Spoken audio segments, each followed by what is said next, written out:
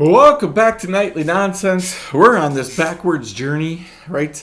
We started at the end of a story. We're going back to the forward, to the beginning of the story, so that you can see how did God work, right? Encourage you to do this in some of your moments, right? You got the big promotion. You got healed from something, right? You got the wife, the husband of your dreams. You got the kids that you've always wanted, right? You got the financial help that you needed. You got whatever it is. Are you going backwards and say, what were the steps? Right? We've gone through a lot of steps. For me to review them each time would take up all my time on Nightly Nonsense. So I want to back up. I want to go back to Judges chapter 7, right? I want to start in verse 16. So it says, he divided the 300 into three companies and put trumpets in the hands of all of them and empty jars with torches inside the jars. And trumpets into the hands of all of them and empty jars with torches inside the jars. That's what it says. And he said to them, look at me, do likewise. When I come to the outskirts of the camp, do as I do.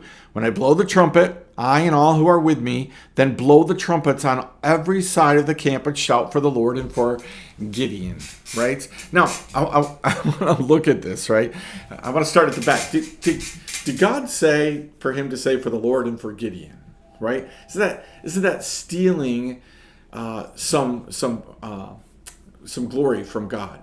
You know, the Bible talks about the enemy knowing names, right? There's a story in the book of Acts, right, where the demons acknowledge that they know Paul, right, and they know Jesus, right, but they don't know these guys, right? There are times where God wants us to be known by the enemy, right?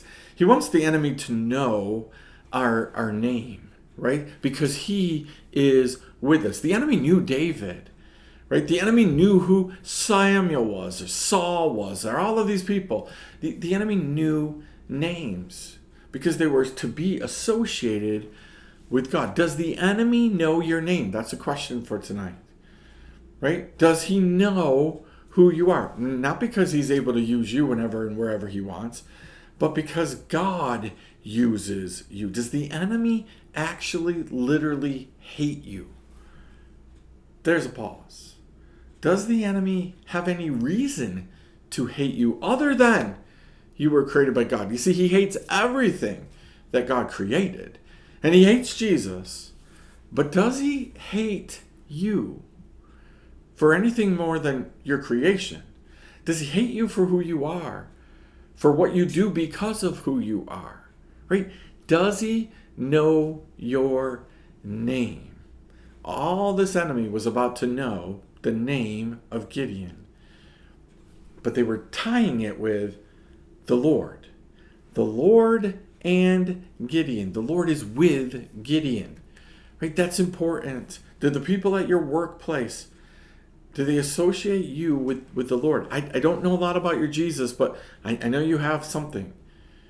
Right? I know that God is with you. That's important. When we back this up though, right?